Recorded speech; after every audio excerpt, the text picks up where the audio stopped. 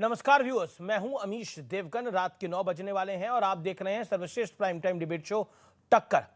अब से कुछ मिनटों बाद अतीक गैंग की उगाही का एक बेहद विस्फोटक ऑडियो मैं सीएनबीसी आवाज टक्कर के दर्शकों को सुनाने वाला हूं, जिसमें साफ हो जाएगा कि अतीक का बेटा असद कैसे उगाही में शामिल था। वहीं दूसरी ओर उत्तर प्रदेश के मुख्यमंत्री यानी चीफ मिनिस्टर योगी आदित्यनाथ ने कहा है कि अब कोई अपराधी किसी को धमका नहीं सकता। तो दूसरी ओर 61 माफियाओं की एक और लिस्ट तैयार कर दी गई है।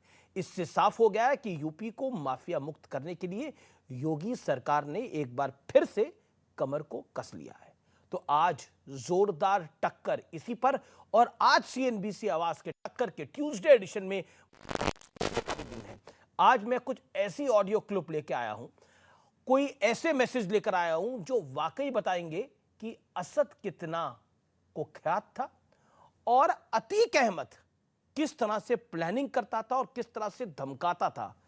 ये ऑडियो आप भी देखिए, ये अब तक का सबसे बड़ा लाइव सबूत है। सीएनबीसी आवाज के व्यूअर्स जरूर इसको देखिए।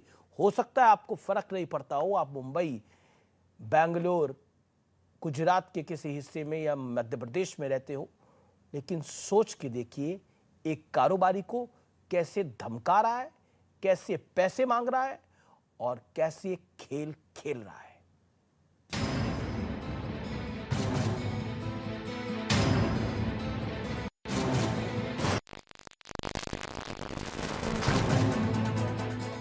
अब कोई पेशेवर अपराधी और माफिया किसी उद्यमी को फोन से डरा धमका नहीं सकता। उत्तर प्रदेश आज बेहतरीन कानून व्यवस्था की गारंटी आपको देता ही है। पिछले कुछ दिनों के घटनाक्रम के बाद ये सीएम योगी का कड़ा और बड़ा संदेश, और इस संदेश के साथ ही उत्तर प्रदेश में 61 माफिया सरगना की लिस्ट जारी की जा चुकी है। ये लिस्ट शराब, पशु तस्कर, वन, खनन और शिक्षा से जुड़े माफिया सरगनाओं की। लिस्ट में सुल्तानपुर का सुधाकर सिंह सबसे बड़ा माफिया सरगना है।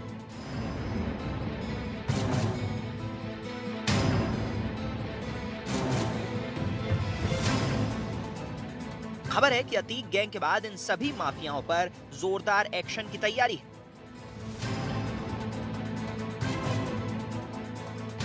लेकिन दूसरी तरफ खात्मे के बाद भी अतीक गैंग पर रोज नए खुलासे हो रहे हैं।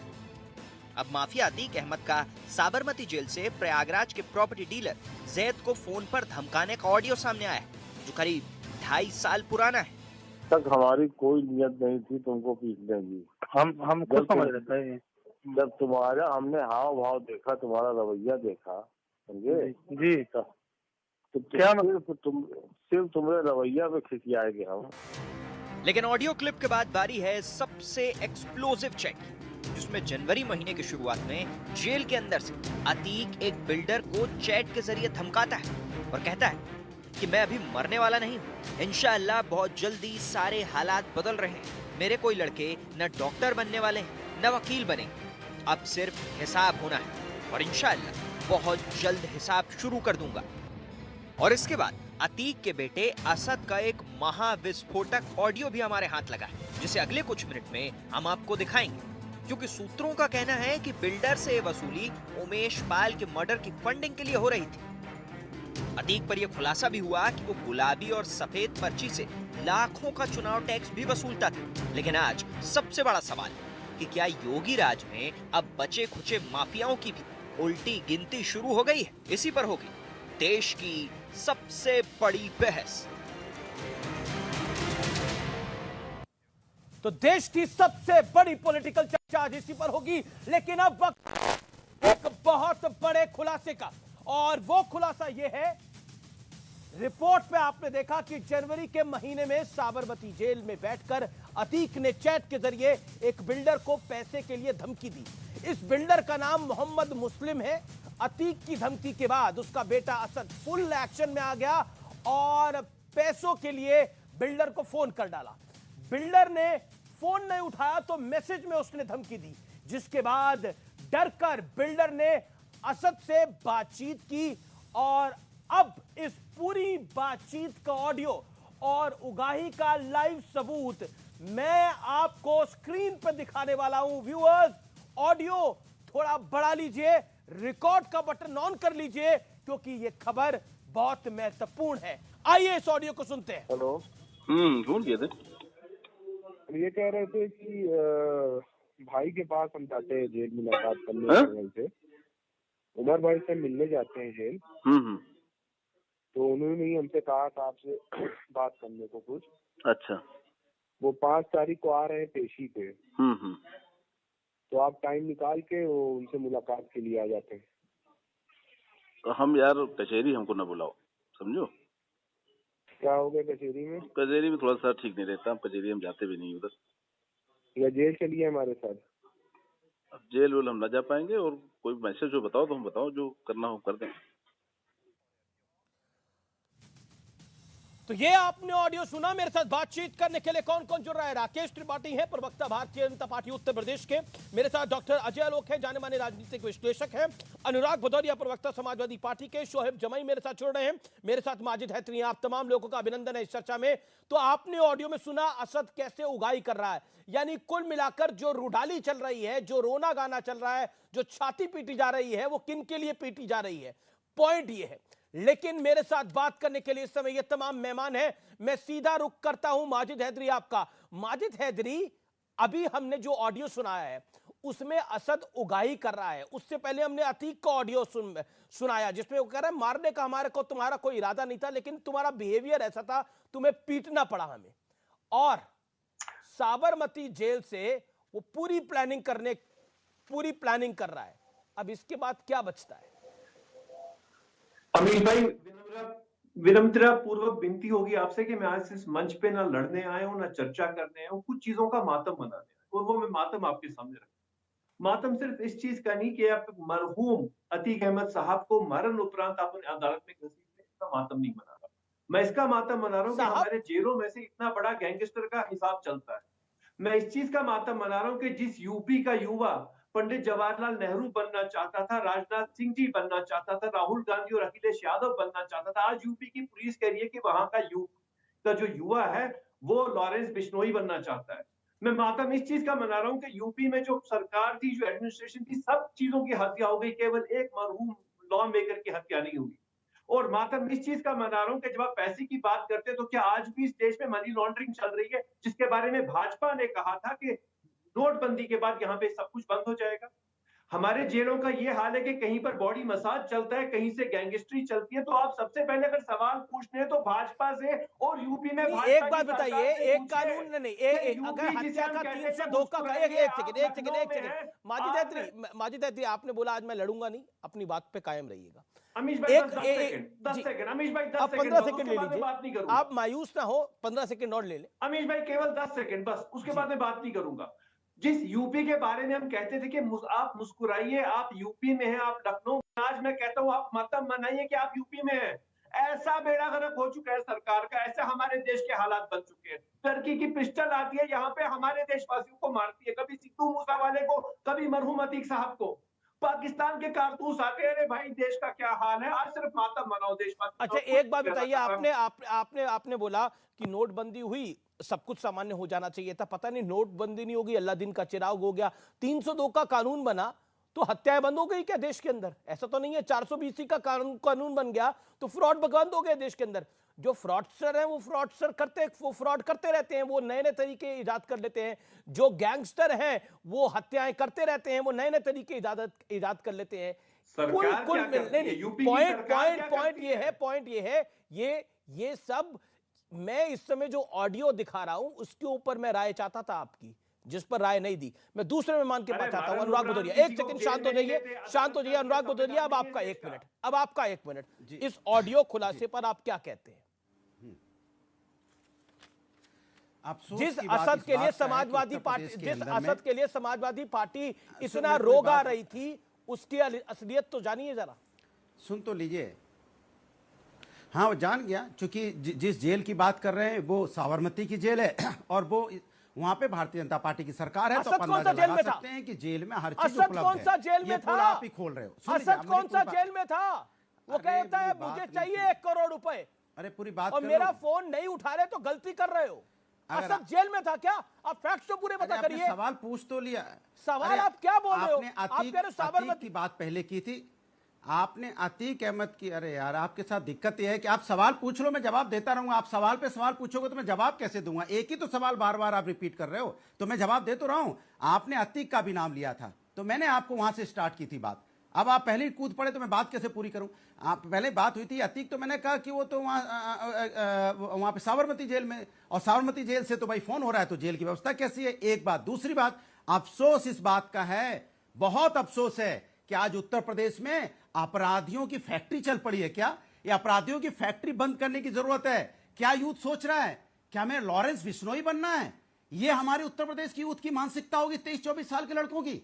ये उनके हम उनके अंदर ये जज्बा पैदा करना चाहते हैं क्या?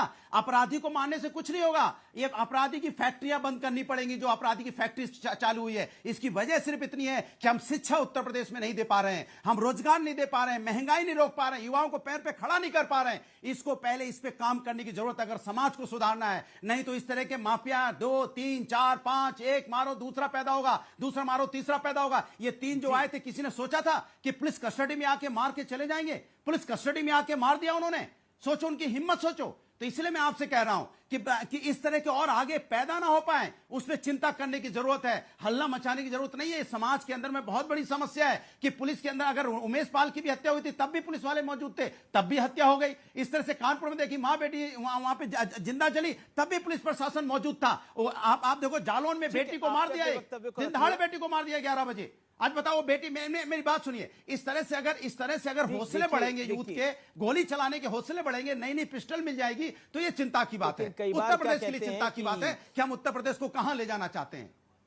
जी जी, बहुत बहुत गुस्सा आ रहा है आपको, बहुत रोष आप दिखा रहे हैं, और मतलब मुझे जान के बहुत गुस्सा है आपके अंदर, बहुत वेदना है आपके अंदर, बहुत मतलब पीड़ा है इसको लेकर। और ये जो पीड़ा है ये मैं महसूस कर पा रहा हूं, और व्यूअर्स भी महसूस कर पा रहे होंगे। लेकिन 2005 में जब राजू पाल की हत्या हुई थी तो किसका शासन था?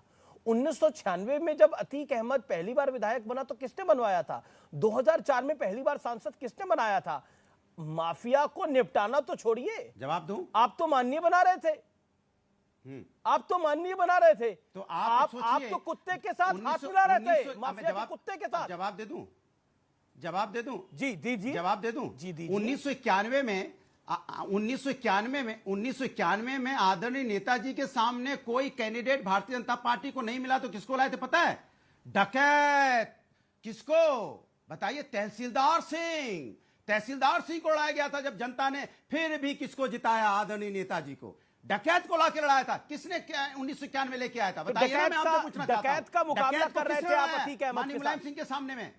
क्या बात कर रहे हो राकेश आप? त्रिपाठी, ये भारतीय जनता पार्टी है। जी, ये अपने असली मुद्दों से ध्यान भटकाने की बात कर रही है। ये मुद्दों पे चर्चा नहीं करना चाहती कि आप 2017 के बाद से 23 तक आपने क्या किया राकेश उत्तर प्रदेश के अंदर में। बहुत पीड़ा है समाजवादी पार्टी के प्रवक्ता को, बहुत वेदना है। उनको लग रहा है कि उनका प्रदेश कहां किस हालात में आपने कर दिया है, लेकिन सवाल तो शासन पे भी खड़े होते हैं। राकेश बाबू, देखिए अभिष जी, मैं सवालों से बिल्कुल भागूंगा नहीं। आप जो सवाल पूछेंगे, आपके बहुत सारे सवालों को वाजिब मानते हुए उन सारे सवालों की जवाबदेही भी हम सुनिश्चित करेंगे। लेकिन ये व्यग्रता, ये वेदना, ये पीड़ा, ये मातम, ये अनुराग भदौरिया का स्वाभाविक है। पाल पोस करके बड़ा किया था, आलीशान अट्टालिकाएं बनाई थी, योगी आदित्यनाथ जी ने बुलडोजर चलाकर धुंध धूसरित कर दिया। 1500 करोड़ रुपए का सालाना टर्नओवर हुआ करता था अतीक अहमद का, और ये टर्नओवर अर्थतंत्र तोड़ा है। इस अर्थतंत्र में कुछ हिस्सा तो जाता रहा होगा समाजवादी पार्टी को भी ना, इसलिए पीड़ा का हो जाना स्वाभाविक है। पीड़ा मनाने भी दीजिए, थोड़ा समय दीजिए, अनुराग भदौरिया को पीड़ा मनाने दीजिए। लेकिन माजिद हैदरी ने शुरुआत की अपनी बात की कि उत्तर प्रदेश में जवाहरलाल नेहरू बनना चाहते थे। देश में 1952 में पहला चुनाव हुआ। पहले चुनाव में 1952 में फूलपुर लोकसभा सीट का चुनाव किया था, प्रधानमंत्री रहे जवाहरलाल नेहरू ने, और इसी फूलपुर सीट से विजयलक्ष्मी पंडित निर्वाचित हुई। इसी फूलपुर सीट से विश्वनाथ प्रताप सिंह देश के प्रधानमंत्री हुए, वो निर्वाचित हुए, और इसी फूलपुर से जनेश्वर मिश्रा महान समाजवादी नेता, वो भी इसी से निर्वाचित हुए। लेकिन 2004 में इसी फूलपुर से अतीक अहमद को माननीय सांसद निर्वाचित कराने का काम ये समाजवादी पार्टी ने किया था। और आज बैठ करके पीड़ा व्यक्त कर रहे हैं कि लॉरेंस बिश्नोई बनना चाहता है, कोई माफिया बनना चाहता है। ये महिमा मंडित करने अपराधियों को किसने काम किया? और ये आया तहसीलदार। राकेश, आपको मैंने 1 मिनट का मौका मौका दिया, लेकिन राकेश जी, राकेश जी, आचार्य मेरा विनोबा काउंटर सवाल, भावे मेरा ने काउंटर सवाल, तहसीलदार की मैं वापसी कराई थी। असद ने तो बिल्डर को धमकी दी, शासन तो आपका था, अभी भी हिम्मत क्यों थी धमकी देने की? सवाल ये उठेगा, इसका जवाब क्या है?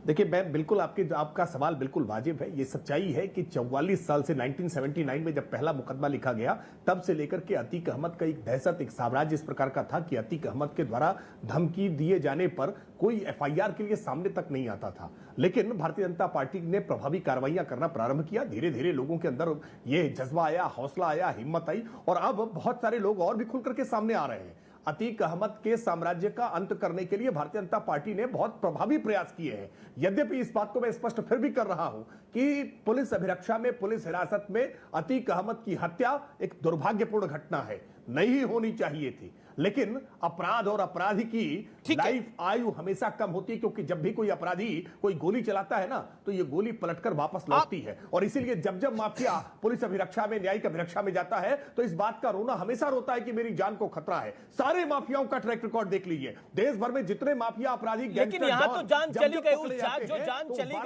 जो जान चली गई उसके कर्मों को कोई जस्टिफाई नहीं कर सकता, लेकिन उसके साथ जो हुआ उसको भी कोई जस्टिफाई नहीं कर सकता। यानी जिस तरह से हत्या हुई, और आपने बोला कि ये दुर्भाग्यपूर्ण हत्या थी, जो कि एक वाजिब बात है, बहुत वाजिब बात आपने बोली, लेकिन क्योंकि वाजिब बातों की बात हो रही है तो बात दूर तक जानी चाहिए। अनुराग भदौरिया, देखिए, आज साफ गोई से थोड़ी बात करनी चाहिए, और साफ गोई से बात इसलिए करनी चाहिए, यहां आप जिस तरह का रोना रो रहे हैं कि देखिए ये तो बहुत दुखद समस्या है, बहुत परेशानी की बात है, लेकिन इन माफियाओं को बढ़ाने का काम आपके शासन, आपके प्रशासन ने हुआ, और इसके एक एग्जाम्पल नहीं है, कईयों एग्जाम्पल। अच्छा, मैं एक सेकंड सुनिए सवाल पूरा, और मैं एक एक करके सब एग्जाम्पल अगर करूंगा तो 1 घंटा भी कम पड़ जाएगा। लेकिन ऑल सेड एंड डन कि आपके शासन में जो हुआ उसके ऊपर आप जवाबदेही नहीं है। लेकिन एक बात बताइए, अभी भी रोना रुआ जा रहा है? मतलब आप सोचिए, आप एनकाउंटर होता नहीं है, असद का एनकाउंटर हुआ और 5 मिनट में आपने बोल दिया ये फर्जी एनकाउंटर है। अखिलेश जी ने बोला, डिंपल यादव जी ने बोला फर्जी एनकाउंटर है। How come? आपने मैं बोलूं, आपने कहा कि आप इस तरह का रोना क्यों रो रहे, जो मैंने जितनी घटना गिनाई थी, तो आप कह रहे कि लखीमपुर में जो 4 लोग रोन दिए गए, अगर मैं विपक्ष के नाते आवाज उठाऊं कि उसके इन्हें किसी का बाप चला गया, किसी का पति चला गया और किसी का बेटा अनाथ हो गया, तो मैं ये घटना गिना रहा हूं तो रोना हो गया? अगर किसी की मां बेटी लखीमपुर में, एक सेकंड मैं बताता हूं आपको, लखीमपुर पर जो कहानी बार-बार सुनाते हैं ना, लखीमपुर की बात हो जाए आज अनुराग भाई, लखीमपुर की पूरी बात हो जाती है ना, आप लखीमपुर पर चर्चा करने जाते हैं ना पिछले 2 साल से अंदर। रुकिए जरा, इनका ऑडियो डाउन करिए 30 सेकंड के लिए, इन जनाब का ऑडियो डाउन करिए, आज लखीमपुर पर ही बात कर लेते हैं। व्यूअर्स, लखीमपुर में क्या हुआ लखीमपुर के अंदर? लखीमपुर में जो हुआ, एक मंत्री का बेटा जेल में है, मंत्री का बेटा एक लगातार जेल के अंदर है, और किसी शासन प्रशासन ने उसको बचाने का प्रयास नहीं किया। Point number 1। पॉइंट नंबर 2, उसके बाद चुनाव हुआ, वहां पर चुनाव के अंदर भारतीय जनता पार्टी जीत के आई। अगर कुल मिलाकर आप जनता की अदालत में चले गए, आप कोर्ट में चले गए, आपके सामने है, और किसी ने अपराधी को नहीं बचाया। अब दूसरी तरफ आते हैं, अपराधी को कैसे बताया जाता था? मैं बताऊं, किस पुलिस वाले को पूरे लखनऊ के अंदर उसके बोनट पे, जीप के बोनट पे बिठा के किसके शासन में घूमे थी अपराधी? लखनऊ के अंदर राकेश त्रिपाठी लखनऊ से आते हैं, आप लखनऊ से आते हैं, किसकी सरकार थी, किसका शासन था? बोनट पे बिठा के पुलिस वाले को, वो बड़ा पुलिस का शासन चल रहा था, बहुत ज्यादा इस्तकबाल था। कमाल की बात करते हैं आप। अनुराग को जवाब दे दूं? हाँ, बोलो। मौका है, बोलिए, सेकंड बोलने दीजिएगा। तो देखिए, आपने कहा कि वो जेल चला गया, मान लिया मैंने आपकी जेल चला गया, तो क्या एक बेटे को बाप जिंदा मिल जाएगा, एक पत्नी को उसका पति मिल जाएगा? मैं पूछना चाहता हूं, परिवार अनाथ हो गए। यहां पे जालौन में 1 दिन पहले, 2 दिन पहले एक बेटी को मार दिया जाता है गोली से, क्या उस बाप की बेटी वापस आ जाएगी? मैं आपसे पूछना चाहता हूं। उसके बाद हमने सवाल उठाया तो कहते हैं उसको पकड़ लिया, उसको जेल में डाला गया। तो मैं कह रहा हूं कि घटना होने के बाद फिर आप चले गए, उस पे भी आ रहा हूं, उस पे भी आ रहा हूं, डॉक्टर अजय, तो फिर कैसे? मैं उस पे भी आ रहा हूं, इसके मतलब कि कानून व्यवस्था पे चर्चा करने लगो तो आप भागने लगते हो। यही तो मैं कह रहा हूं, कानून का डर कहां है? ये घटना होती जा रही है, घटना होती जा रही है। पुलिस कस्टडी में आके 3 लोग गोली आप मार दे कह रहे हैं, तो आप डर कहने का का प्रयास कर रहे सवाल हैं ये कि है जो डर आपके- पैदा होना आप चाहिए। कह रहे हैं आपके शासन में कानून का डर था, योगी के राज में कानून का डर नहीं है, ये आप कहना चाह रहे हैं? मेरे शासन में देखिए सवाल ये है, भारतीय जनता पार्टी की सरकार है और जो सरकार है सवाल उससे पूछा नहीं, मैं जाएगा। तो यही सवाल अजीब सी पूछा हूं। देश में एक अजीब सा एक सिस्टम चल पड़ा कि विपक्ष से सवाल पूछा जाएगा, हर सवाल विपक्ष से होगा। हम सवाल विपक्ष में नहीं हैं, पूछ रहा, हम आप विपक्ष का परेशान ना धर्म हो। निभा रहे हैं। नहीं, आप अनकंफर्टेबल हो गए इस सवाल से। Okay, doctor Ajay Alok, doctor Ajay Alok, okay okay, doctor Ajay Alok, the question I asked to Anurag Bhadauria, Yogi ji के शासन में दिक्कतें हैं और जब समाजवादी पार्टियों की सरकार होती थी तब सिस्टम बिल्कुल फ्लॉलेस होता था, अपराधी बिल्कुल डरे हुए रहते थे, घरों के अंदर छुपे हुए रहते थे, कोई कुछ बोलता नहीं था। अब खराब हो गया माहौल बहुत ज्यादा। हाँ, बहुत माहौल खराब हो गया है अमित जी। अभी दिन में एक वीडियो वायरल हो रहा था, मैंने देखा, आपने देखा कि नहीं पता नहीं। मुख्तार अंसारी कह रहे हैं कि मुझे हॉस्पिटल जाके मेडिकल ट्रीटमेंट नहीं लेनी है, मैं बिल्कुल ठीक हूं। शासन खराब हो गया है। जो हरकत हुई है निसंदेह ये दुर्भाग्यपूर्ण है कि पुलिस कस्टडी में अतीक की हत्या हुई, लेकिन एक हत्या, ये पहली हत्या ऐसी हत्या है कि जिस एक हत्या ने लॉ एंड ऑर्डर को और मजबूत कर दिया उत्तर प्रदेश में। ये भी सच्चाई है, क्योंकि जो जेल के बंद भी अपराधी हैं, जेल के बाहर भी अपराधी हैं, उनकी बिल्कुल रीढ़ की हड्डियों में करंट लगा है कि अगर हम गलत करेंगे तो हम बचेंगे नहीं। ये जो बार बार आपके सामने हैदर माजरी चिल्ला रहे थे, मरहूम अतीक अहमद साहब, मरहूम अतीक भाई, वो क्रिमिनल है साहब। 150 से ऊपर हत्याएं की हैं उसने। तेजाब से नहला के लोगों को बीच चौक पे लाके डाल देता था। कुदरत का परिणाम देखिए, परिणति देखिए कुदरत की, कि कस्टडी किलिंग का किंग माना जाता था। ये 10 से ऊपर कस्टोडियल किलिंग इसने करवाई है। जैसे सबसे रिसेंट उमेश पाल का था, जिसमें 2 पुलिस वाले मारे गए और वो खुद कस्टडी किलिंग में मारा गया। आप वीडियो बनाते हीरो बनाने की जरूरत नहीं है। 150 कहाँ कत्ल हुए जरा हीरो बनाने की जरूरत नहीं है। तो 100 एफआईआर भी झूठ कहानी है। वही कह रहा हूं, उनको हीरो नहीं, आप बताइए। सब चीज झूठ कहानी है। 100 से ऊपर केस उस पे झूठ कहानी है। 57 केसेस हैं अशरफ के ऊपर, झूठ कहानी है। खुलेआम एक्सटॉर्शन ले रहा है, झूठ कहानी है। पाकिस्तान ऑर्डिनेंस फैक्ट्री की बुलेट्स मिल रही हैं उसके पोजीशन में, ये झूठ कहानी है। भूतपूर्व सांसद की श्रद्धांजलि को दें हम, नहीं कर पाते। ये देखिए, इनको श्रद्धांजलि देनी है अतीक अहमद को। जाइए भाई, जाइए अतीक अहमद को आप श्रद्धांजलि दीजिए, एकदम बिल्कुल दीजिए। क्यों ना दें? बुरहान वानी को भी श्रद्धांजलि दीजिए। आप बुरहान वानी को भी श्रद्धांजलि देने वाले में से देश की सेवा की है। आप आज ड्रामा करेंगे गैंगस्टर, अरे वो गैंगस्टर थे लेकिन वो मरे नहीं गैंगस्टर, वो भाजपा पीड़ित मरे, वो योगी सरकार के पीड़ित मरे, पुलिस कस्टडी में मरे। गैंगस्टर थे लेकिन भाजपा पीड़ित गैंगस्टर थे। ये एक अमित जी, इनका एक्सप्लेनेशन सुनिए कि वो गैंगस्टर थे लेकिन वो भाजपा के मारे हुए गैंगस्टर नहीं, जिस आदमी को शराफत का, जिस अतीक अहमद को शराफत का पुतला कहा जा रहा है, जिस अतीक अहमद के लिए साहब और तेजस्वी यादव ने तो जी तक लगा दिया। चलिए, माजिद हैदरी तो कोई नहीं, लेकिन तेजस्वी यादव तो डिप्टी सीएम है, उन्होंने जी तक लगा दिया। वो उनकी एक कहानी सुनिए आज उस अतीक अहमद की, जेल में बैठकर वो क्या कहता है। वो कहता है हमारे बच्चे डॉक्टर और इंजीनियर तो बनने वाले नहीं है, और आप तुम ध्यान रखो वो बनेंगे क्या, और इसलिए चुपचाप पैसे दे दो। आजकल कमजोर लोग भी हम पे एफआईआर लगा रहे हैं। मतलब जो कह रहे हैं मेरे बच्चे डॉक्टर इंजीनियर तो बनेंगे नहीं, शार्प शूटर और कुख्यात गुंडे ही बनेंगे, उसके पीछे जी लगाते हैं तेजस्वी यादव, और साहब कहते हैं हैदरी साहब। अब आप सोच लीजिए मानसिकता क्या है। 30 वर्ष नहीं, इनको चिंता है कि उत्तर प्रदेश के बच्चे लॉरेंस बिश्नोई बन रहे हैं। अरे इनका बस चले ना तो ये सारे लोग अपने लोगों को लॉरेंस बिश्नोई बना देंगे और अतीक अहमद बनाएंगे। इन लोग को आदत हो गई है इस तरह के नोबल लॉरिएट पैदा करने की और उसको फिर डेमी गॉड बना के पूजा करने की। अरे अपराधी को अपराधी कहने में डर है। उस व्यक्ति ने देश की सेवा असद का एनकाउंटर होता है, पूर्व मुख्यमंत्री लिखता है फर्जी एनकाउंटर, भाजपा नहीं, उस व्यक्ति ने देश की सेवा नहीं करी। इसको कहने में किसी को कोई गुरेज नहीं होना चाहिए। उस व्यक्ति ने देश की सेवा नहीं करी, वो देश के ऊपर बोझ ही था, वो देश के ऊपर बोझ ही था, उसने कोई देश की सेवा नहीं करी। उसकी हत्या दुखद है, जिस तरीके से हुई इसमें कोई दो राय नहीं है, इसको कोई जस्टिफाई नहीं कर सकता। जिस कस्टडी में उसकी हत्या हुई, उसको कोई जस्टिफाई नहीं कर सकता, लेकिन उसकी एवज में उसको साहब और जी भी नहीं कहा जा सकता। हम अपने बच्चों को नहीं चाहते हो कोई अतीक अहमद बने, कोई नहीं चाहता, आप भी नहीं चाहते होंगे। इस समय की बड़ी ब्रेकिंग स्टोरी है, शाइस्ता परवीन जल्द गिरफ्तार हो सकती है। यूपी एसटीएफ के डीआईजी का यह बड़ा बयान है। कल बड़ा पर्दाफाश भी संभव है, उसके साथ शाइस्ता की गिरफ्तारी जल्द। मैं आपको बता रहा हूं, यह बड़ी खबर है, 1-2 दिन में गिरफ्तारी संभव है और ट्रैक कर लिया गया है। हमारे सूत्र कह रहे हैं शाइस्ता परवीन को ट्रैक कर लिया गया है। गुड्डू मुस्लिम की तलाश अभी भी जारी है। लास्ट लोकेशन कर्नाटक में आई थी, जिस तरह की जानकारी कल मिली थी, लेकिन कल बहुत बड़ा पर्दाफाश कर सकती है एसटीएफ। ये इस समय की बड़ी स्टोरी है। लेकिन मैं आपको एक ऑडियो भी सुनाऊंगा। माफिया अतीक अहमद का खानदान अपराध की दुनिया से किस तरह से जुड़ा हुआ है, उसका एक ऑडियो क्लिप मैं आपको सुनाने जा रहा हूं व्यूअर्स।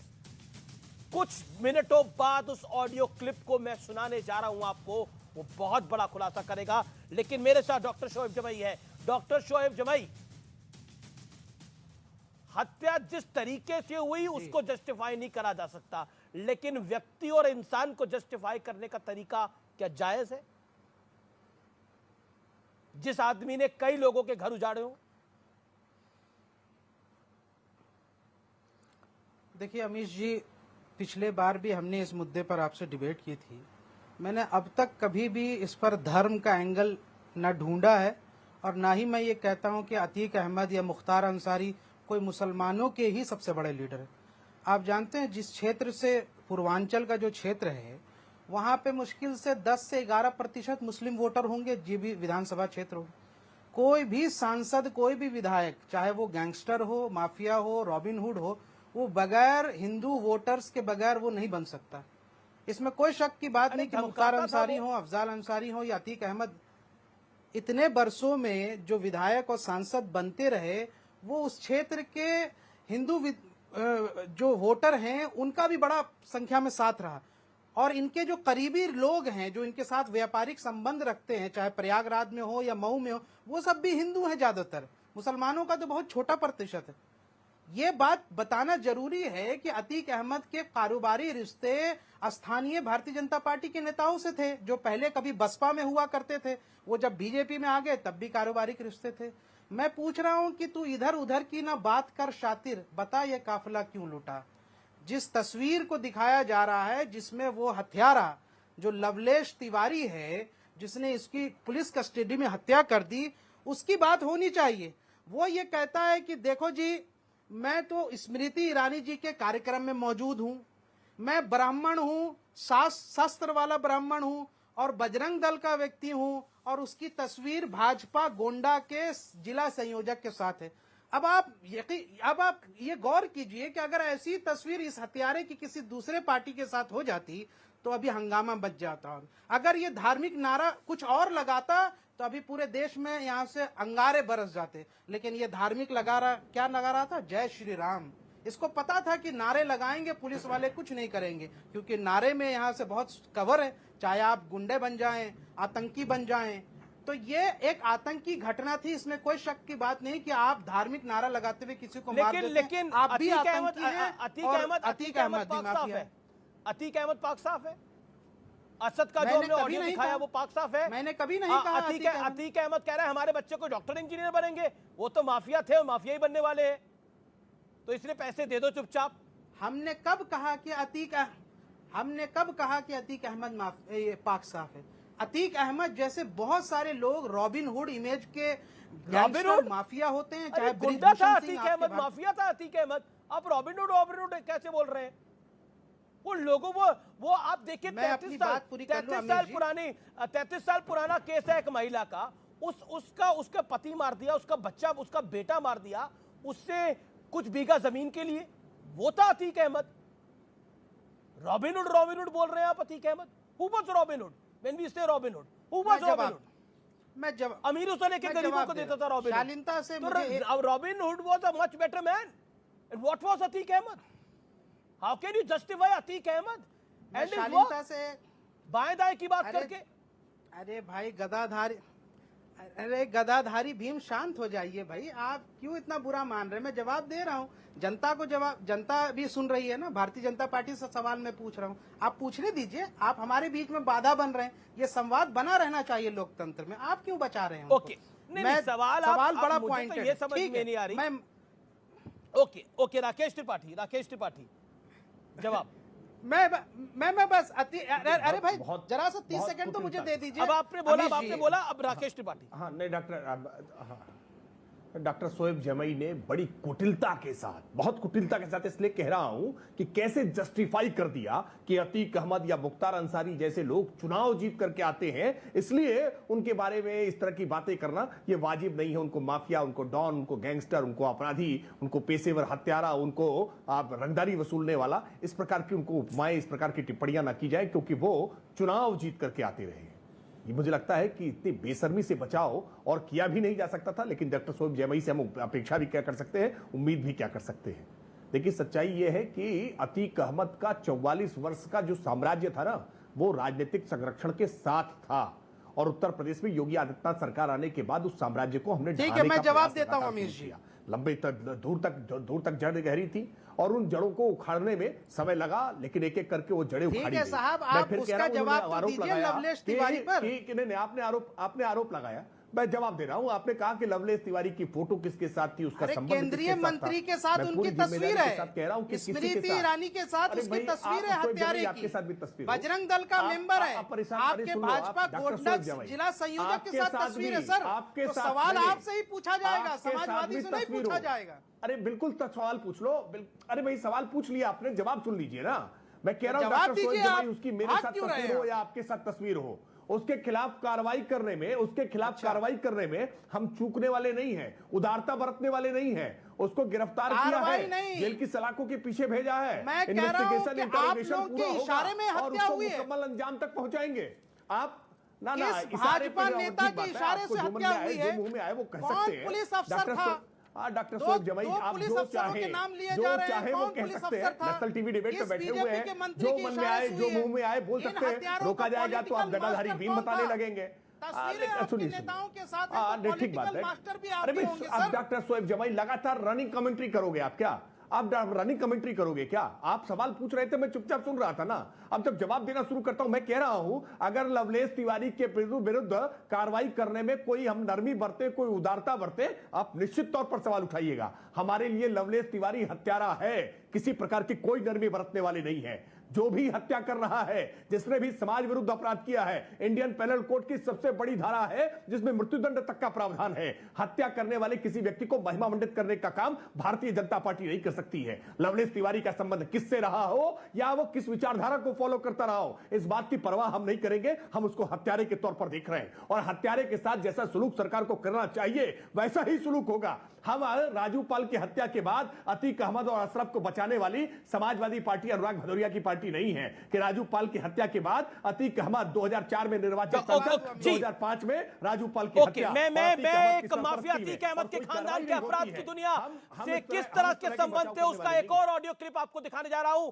अतीक का बेटा असद किस तरह से बिल्डर को धमका रहा था, इस ऑडियो में जानिए, जिसके ऊपर आंसू बहाए जा रहे थे, जिस पर भाईचारा खतरे में आ रहा था। अखिलेश यादव ने ट्वीट किया था, फर्जी एनकाउंटर कहा जा रहा था। वो क्या कर रहा था, सुनिए। हम आपके फ्लैट पे आए थे, इतनी देर से खड़े थे, आपने दरवाजा तक नहीं खोला। नहीं, हम है नहीं ना यहाँ पे। कब आए थे तुम? अभी आए थे थोड़ी देर पहले। इमरान साहब आप क्या बैठे हैं? नहीं, इमरान आए थे और उनका कोई मसला था, तो उसी सिलसिले में उनकी गाड़ी खड़ी है, वो भी किसी के साथ गए हैं। मगर गेट नहीं खोला गया, ये ठीक नहीं है मुस्लिम साहब। हम फिर जो अरे हम तो यार है नहीं, हम कैसे तुमको बता दें? अगर हम होते तो हम होते तो मुलाकात क्यों नहीं करते? मुलाकात करने में क्या दिक्कत है? हमें वही तो बात है ना कि आपसे मुलाकात करने में कोई दिक्कत है नहीं, मगर इमरान साहब है तो आप गेट नहीं इमरान नहीं भैया, कोई बात माना करो हमारी बात। अगर हम कह रहे हैं तो हम भी कुछ कह रहे हैं मुस्लिम साहब। अगर इमरान हुई है तो तुमको हम क्या बताएं? जाओ, चले जाओ, देख लो हमारा घर खाली है कि नहीं है। हमारे घर पे कभी कोई हमारे घर पे कोई नहीं आता। वही चौथे फ्लोर पे है ना आपका, ब्लैक करके पूरा दरवाजा है। और हाँ, उसी पे रहते हैं, गली के एकदम एंड पे। हाँ, उसी पे रहते हैं। चलिए ठीक है, हम फोन करेंगे, आप नंबर सेव कर लीजिए। हम आपके फ्लैट पे आए थे, इतनी देर से खड़े थे आप। ये आपने देखा किस तरह से उसको धमका रहा है, कह रहा है कि देखिए हम आपके फ्लैट पे आए थे, तुमने दरवाजा तक नहीं खोला, ये ठीक नहीं है। हमारा नंबर अब आप सेव कर लीजिए। और इससे पहले इसी बिल्डर को इसका पिता अतीक अहमद, कुख्यात बदमाश जो अब नहीं रहा, वो धमका रहा था, कह रहा हमारे बच्चे को डॉक्टर इंजीनियर तो बनेंगे नहीं, देखिए क्या काम करेंगे वो। तो कुल मिलाकर आप सोचिए, वो परेशान मुस्लिम को ही कर रहा है, यानी मोहम्मद मुस्लिम एक बिल्डर है, उसको परेशान कर रहा है, और यहां पर लोग धर्म लेके आ रहे हैं। अब बताइए, ये असद के एनकाउंटर में अनुराग बाबू, कौन सा भाईचारा खराब हो रहा था? कौन सा भाईचारा खराब हो गया? वो पुलिस के 2 जवानों को और मार देता जैसे पहले मारा था तो सही रहता। अब सोचिए तो सही, वोटों के लिए क्या क्या खेल खेलेंगे आप लोग, और वोट भी नहीं मिल रहे इसकी वजह से। ये मीडिया ट्रायल बंद कीजिए।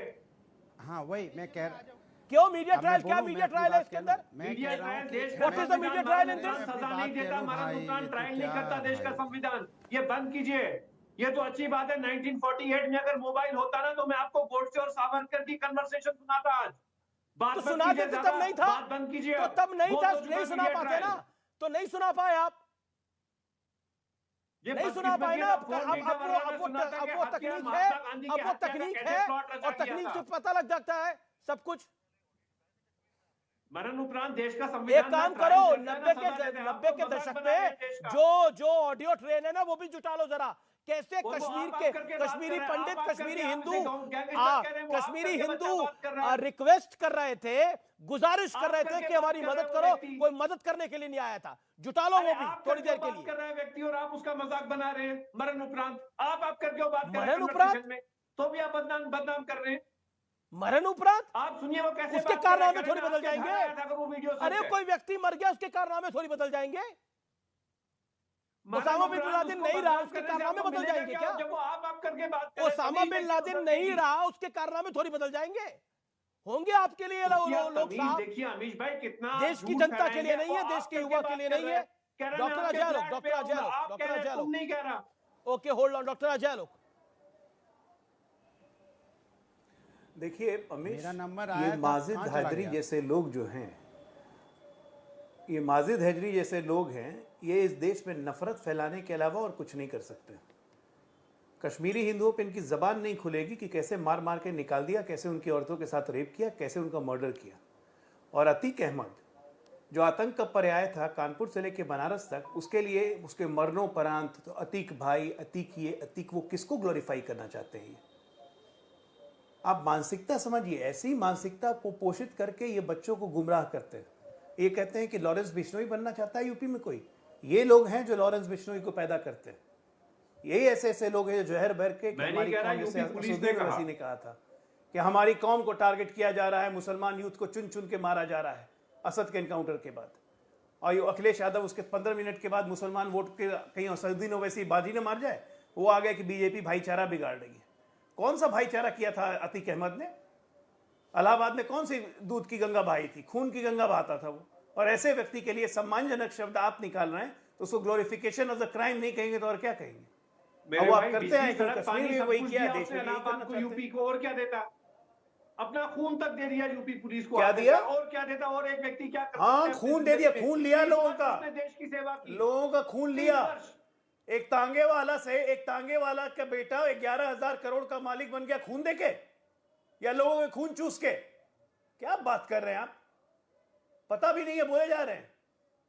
उसके पिताजी तांगा चलाते थे, वो चाय बेचता था, सुबह मुर्गी बेचता था, और उसके बाद एक्सटॉर्शन करके जमीन कब्जा करके, एक मिनट, एक्सटॉर्शन एमपी बनना अलग बात है, समाजवादी पार्टी के कॉम्बिनेशन से बन गए एमपी और लोगों को डरा धमका के। 2004 के बाद क्यों नहीं एमपी बन गया? लोग यहाँ 2 लाख करोड़ का हिसाब दीजिए। 2004 के बाद क्यों नहीं एमपी बन गया? हिंडनबर्ग रिपोर्ट का। अरे एमपी तो आप लोग नासूर हैं देश में। राहुल गांधी जी आप लोग नासूर हैं देश के। अमित भाई, ऐसे लोगों को टीवी पे मत बुलवाया कीजिए, क्योंकि इनकी बातें सुनकर 10 आदमी और जहरीले हो जाएंगे इस देश में। ये लोग बोलने लायक नहीं है, ये लोग बोलने लायक नहीं है। ये देखिए क्या बोल रहे हैं। ये क्रिमिनल लोगों को ग्लोरिफिकेशन करके उसी तरह के अपने समाज के लोगों को बनाना चाहते हैं। कश्मीर बर्बाद किया, देश बर्बाद करेंगे ये लोग। अरे अब सुधरने का टाइम आ रहा है, सुधर जाइए आप भी। जहर भरी बातों बोल के बात कुछ नहीं करते हैं मिलने मेरे वाला। भाई, हिंदू मुसलमान भाईचारे की आपका बात बस करते चले हैं, ना तो प्यार आप उसामा बिन लादेन की इसमें गिनती लगवाएंगे यहाँ पे, रोज पूजा क्या करेंगे इसमें हिंदू मुसलमान, इसमें हिंदू मुसलमान क्या है? वो किसको धमका रहा है? मोहम्मद मुस्लिम कौन सा बिल्डर है? हिंदू बिल्डर है क्या वो? किसको धमका रहा है? कितनी कमाल तमीज की से बात कर illogical रहा है बात कर रहे हैं आप। उसको भी बदनाम कर रहे और हैं। क्या समाजवादी उसमें पार्टी धमकी? कर रही है मुझे इतनी बताइए, धमकी illogical क्या बात। है? ओके, मुझे बताइए धमकी क्या है? बोल रहा है आपका फ्लैट कहाँ है, मैं आपसे मिलने आप करके बात कर रहा है, कौन सी गुंडागर्दी है उसमें? आप तमीज तो देखिए ना, पहले लहजा देखिए बात करने खरबूजा का। देख के खरबूजा रंग बदलता है, इसका क्या मतलब होता है? खरबूजा देख ये के योगी, खरबूजा रंग ये बदलता है, बीजेपी इसका क्या का मतलब होता शासन है? है। ये कोई और शासन होता ना तो ये गोली लेकर पहुंचता, उधर बंदूक लेकर पहुंचता। सुन लीजिए इस बात को। और यही करता है ये बीते 25-30 सालों के अंदर। आज योगी आदित्यनाथ का शासन है तो ये नहीं कर पा रहा है ये, तभी इसको गिड़गिड़ाना पड़ रहा है, बोलना पड़ रहा है मुझे पैसे भेजो, बोल लो मेरा बुरा वक्त चल रहा है। क्या बुरा वक्त होता है ये? अच्छा वक्त कब था ये बताइए? इसका तो जवाब अनुराग भाई दे सकते हैं। अनुराग जी, तो अच्छा वक्त कब था अतीक अहमद का, जिस अच्छे वक्त को वो का जिक्र कर रहा है? हाँ, वो कह रहा है अभी तो मेरा बुरा वक्त चल रहा है, लेकिन उसका अच्छा वक्त कब था?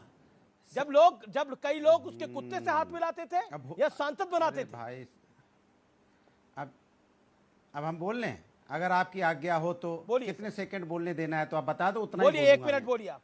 देखिए, आप सही कह रहे हैं।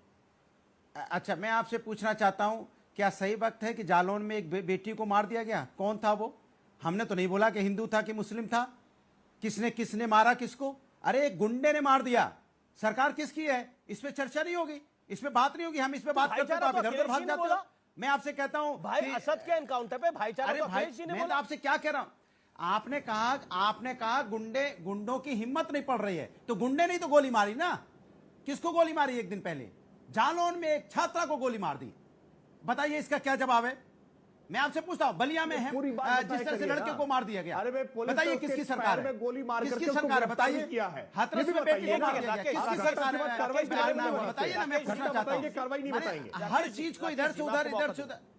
अरे भाई, मैं अपनी बात बोल, नहीं, कार्रवाई चलिए, आपकी कार्रवाई की। क्या बेटी, एक बाप की, एक माँ की बेटी वापस आ जाएगी जिसने गोली मार दिया? भले उसको जेल में डाल दो, मान लिया आपने जेल में डाल दिया, तो क्या उसके अंदर ये खौफ था? मानिए, गोली चलाने के पहले खौफ होना चाहिए था ना। कमाल की बात कर रहे हो, माँ बेटी जिंदा जल जाएगी, हाथरस की बेटी के साथ अन्याय हो जाएगा, जालौन में बेटी को मार दिया जाएगा, बलिया में एक लड़के को मार दिया जाएगा, लखनऊ में दिन दहाड़े गोली चल जाएगी, यहाँ पे पुलिस कस्टडी में गोली चल जाएगी, फिर पुलिस सुरक्षा में गोली चल जाएगी, और कह रहे हो कि हम तो हमारे यहाँ से गुंडे भाग गए। कहानी में मुझे एक बात समझ नहीं आ रही। अनुराग, देखिए, आप जालौन की बात करें, लखीमपुर खीरी की बात करें, सब बातें आपने कर ली। अतीक पर आते हैं ना, जो विषय वही है। असद पर आते हैं। नहीं, असद के अंदर एक सेकंड 5 सेकंड का सवाल है, 5 सेकंड का सवाल है, सुन लो। 5 सेकंड का सवाल है, सुन लीजिए और फिर जवाब दीजिएगा। अनुराग जी, मैं बहुत सम्मानजनक आपसे सवाल पूछ रहा हूं। असद के एनकाउंटर के बाद कौन सा भाईचारा समाप्त हो रहा था जिसका जिक्र माननीय फॉर्मर मुख्यमंत्री अखिलेश यादव जी ने किया? सवाल बहुत डायरेक्ट है, जवाब डायरेक्ट चाहिए, इधर उधर मुझे लगता है कि 40 हाँ, सवाल इसका जवाब भी सीधा है। मैं आपसे पूछना चाहता हूं, भाईचारे का मतलब क्या होता है? क्या हमारा आपका भाईचारा नहीं है? क्या कैमरामैन आपके सामने बैठा है, ये मेरा इसका भाईचारा नहीं है? क्या हमारे समाज में हर व्यक्ति के साथ भाईचारा नहीं है? भाईचारा होना गुनाह हो गया क्या? अरे एक अपराधी के साथ जो फरार था उसके साथ क्या भाईचारा था? कमाल की बात कर रहे हैं। इसलिए आपको काला काला दिख रहा है चारों तरफ। आपका भाईचारा था असद के साथ, हिंदुस्तान भाईचारा है, भाईचारा था असद के साथ, भाईचारा है, समाजवादी पार्टी का असद के साथ भाईचारा था क्या? आप क्या बोल रहे हैं आप? ओके राकेश त्रिपाठी, अरे भाई, असद के साथ कौन सा भाईचारा था? भाईचारा मतलब बंधु, असद के साथ भाईचारा था, भाईचारा मतलब भावना। ये क्या बोल रहे हैं आप? बता देता हूं, What you said just now? भाईचारा हर व्यक्ति भाईचारे में आता है। ये पूरा हिंदुस्तान में हम आप भाईचारे हैं। भाईचारा का मतलब क्या हुआ? भाईचारा मतलब एक धर्म दूसरे धर्म से होगा? भाईचारा तो भाईचारा है। वक्त एक ब्रेक का हो चला है, लेकिन टक्कर के उस पार एक और बड़ी कहानी।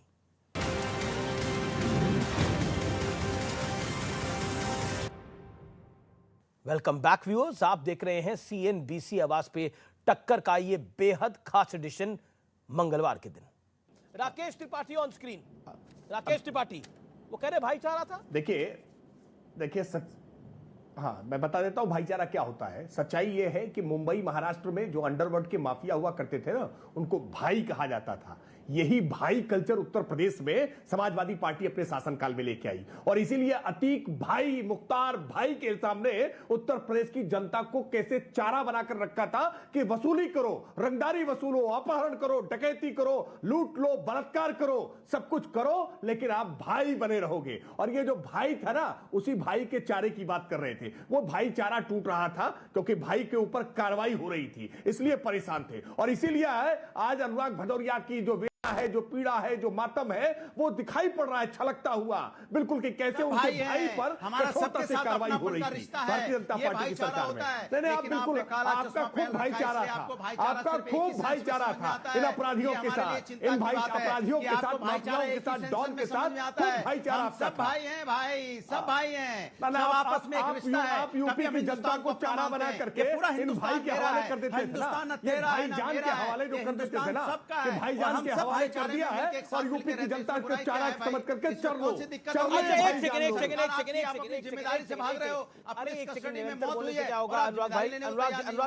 अनुराग जी, आप बोल रहे हो कि ये हिंदुस्तान न तेरा है न मेरा है, ये हम सबका है। हिंदुस्तान की तो बात ही नहीं हो रही। Asad is equal two is not India. एक सेकंड, इनका ऑडियो डाउन रखिए, ये लगातार बोलेंगे। भाई मैं आप ही के पास आ रहा हूं, किसी के पास नहीं जा रहा। आप मुझे सिर्फ ये बताइए, ये असद के साथ कौन सा भाईचारा था आपका? मतलब एक्सप्लेन करिए ना। अच्छा, मैं आपसे पूछ रहा हूं, जरा आप ट्वीट पढ़ लीजिए, ट्वीट पढ़ के सुनाइए। चलिए जनता को जानने दीजिए कहां उन्होंने लिखा है असद के साथ। आप ट्वीट पढ़िए, चलिए पढ़िए। आप ही तो कह रहे हैं हमारा सबके साथ भाईचारा है। अभी आपने बोला हमारा सबके साथ भाईचारा है। सबके तो असद के साथ क्या भाईचारा है? किसके साथ है? असद के एनकाउंटर में क्या भाईचारा है? क्या बोला पूरे? अरे आप सुन तो लो, अभी आप सुन तो लो, हमने क्या कहा? हिंदुस्तान में आपस में रिश्ते कितना कर लो भाई, हिंदुस्तान में आपस में जो नफरत फैलाई जा रही है। आप अरे यार बोलने दोगे नहीं? अरे क्या निकल गया? बोलने नहीं दोगे, निकल गया। कहां निकल गया? किधर निकल गया? मैं कह रहा हूं हिंदुस्तान में हर व्यक्ति, चूंकि हम लोग प्यार, अरे हर व्यक्ति क्या असद के मुकाबले हर व्यक्ति है? हर व्यक्ति गुंडा है क्या? हिंदुस्तान का कमाल की बात कर रहे हैं। दूसरों को भी अपना मानते हैं, और जो गलत है उसको डॉक्टर अजय लोग कुछ करेगा। डॉक्टर अजय लोग, देश का हर व्यक्ति भाईचारा है। देश के हर व्यक्ति के साथ भाईचारा है। अरे रखिए भाईचारा, ये असद के साथ भी भाईचारा है। देश का हर व्यक्ति क्या असद है क्या? भाई इनका असद से भी भाईचारा था, अतीक से भी भाईचारा था। और जैसा अभी राकेश जी ने कहा, मुंबई के तमाम अंडरवर्ल्ड डॉन, अबू सलेम वगैरह जितने हैं, सबसे भाई छोड़िए, वलीलुल्लाह से भी भाईचारा था। वो आतंकवादी जिसने बनारस मंदिर में ब्लास्ट किया था, जिसपे हाईकोर्ट ने इन्हें शपथ लगाई थी अच्छे से। ठीक है, अब इनका भाईचारा गजब कमाल का है। जितने आतंकवादी होते हैं, ये जो अनुराग भदौरिया भाईचारे का जिक्र कर रहे हैं, सबसे इनका भाईचारा। You also support it? 30 second doctor Shoaib जमाई, 30 सेकंड। नहीं देखिए, मेरे भाई तो आप हैं अमीश जी, भाई हैं आप हमारे, और हमारा तो भाईचारा आपके साथ निपटा है और किसी के साथ नहीं निपटा। मेरे बहुत ही करीबी भाई हैं आप, मुझे आपसे बहुत बेपनाह मोहब्बत है। चलिए, और देखिए इसी के बुनियाद पर मैं आपसे 30 सेकंड मांग रहा हूँ, 30 सेकंड मांग रहा हूँ। भाई का लाज रख लीजिएगा। जी, आपको 15 सेकंड दिए, क्विकली। हाँ जी, जो कहते हैं ना कि नासूर हैं वो लोग, तो नासूर वो लोग हैं जो भारतीय जनता पार्टी के अंदर 100 से ज्यादा सांसद, बीजेपी के जो क्रिमिनल हिस्ट्री सीटर हैं, बीजेपी के बृजभूषण सिंह या तमाम लोग जो अभी उत्तर प्रदेश में हैं, उनके बारे में बात करने से डरते हैं और अब थराते हैं कि अरे उन गैंगस्टर माफियाओं की जी। और अब बात संस्कार और व्यवहार की। एक संस्कार आपने देखा, हमारे बच्चे क्या बनेंगे, और अब आपको एक और संस्कार और व्यवहार का आज परिचय करा देते हैं। संस्कार और व्यवहार का महत्व क्यों जानना जरूरी है। माफिया अतीक अहमद का खानदान अपराध की दुनिया का मोस्ट वांटेड फैमिली है। अतीक अहमद जिस रास्ते पर पूरी जिंदगी चला, वही रास्ता उसने अपने बेटों को भी सिखा डाला। इसलिए कहते हैं संस्कार और व्यवहार एक परिवार और उनमें पालने वाले बच्चों के लिए बेहद आवश्यक हो जाता है। आज मैं आपको बताऊंगा कैसे आपके संस्कार तय करते हैं कि आपकी अगली पीढ़ी दुनिया के लिए कैसा उदाहरण बनेंगे। मशहूर फिल्म कलाकार आर माधवन के सुपुत्र वेदांत की उम्र 17 साल है, लेकिन दुनिया में भारत का नाम रोशन कर रहा है वेदांत। स्विमर है और 2021 में राष्ट्रीय जूनियर चैंपियनशिप में 7 मेडल इसने जीतकर टॉक ऑफ द टाउन यानी चर्चा का विषय बन गया था। यह सिलसिला लगातार बदस्तूर जारी रहा और हाल ही में उसने मलेशिया स्विमिंग चैंपियनशिप में 5 गोल्ड जीते हैं। दूसरी ओर असद अहमद है, जिसका ऑडियो आजकल वायरल हो रहा है, जिसमें वो पैसों की उगाही की बात करता सुनाई दे रहा है। उमेश पाल की हत्या वाले वीडियो में दौड़ दौड़कर गोलियां चलाता दिखाई दे रहा है और आखिर में पुलिस की गोलियों से ढेर जमीन पर गिर जाता है। वेदांत को वेदांत बनाने में उसकी मेहनत का वो योगदान है, तो योगदान है ही, लेकिन उसके परिवार का भी बहुत अहम योगदान है, जिनके जरिए उसे भारत की संस्कृति के दर्शन हुए और आज वेदांत हमारे बच्चों के लिए एक आदर्श उदाहरण बनकर उभर रहा है। दूसरी ओर अतीक अहमद की परवरिश से साफ है कि बोया पेड़ बबूल का तो आम कहां से होए। तय कीजिए आप अपने बच्चों को कैसे संस्कार और व्यवहार सिखाना चाहते हैं। आज यही मेरी चर्चा का निष्कर्ष है व्यूअर्स। फिलहाल सीएनबीसी आवाज की टक्कर को यहीं समाप्त करते हैं। आज टक्कर के ट्यूसडे एडिशन में फिलहाल इतना ही। शुभ रात्रि, गुड नाइट, नमस्कार।